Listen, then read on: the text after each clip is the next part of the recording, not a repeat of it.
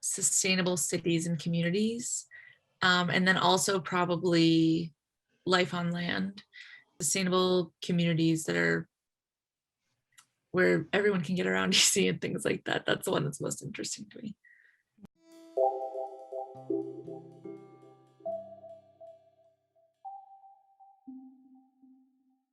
Sustainability, you want it to be for everyone, not just certain groups of people. So when you're thinking about like resource allocation or services and projects, you want to think about that in an equitable way.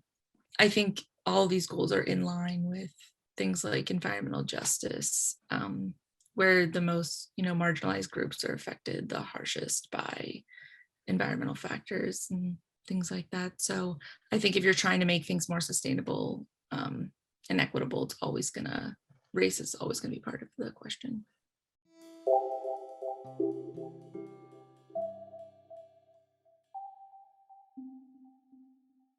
I don't I don't know how they're doing it in their like coursework and how they're making that part of the curriculum, except for obviously I took, as I mentioned, a studio course that where the sustainable development goals were part of the project. So in that sense, I think that was great that we had to think about that for the project. So in terms of how they could do better, just like, I don't know, letting people know that this is what they're doing and this is how it fits in with those goals.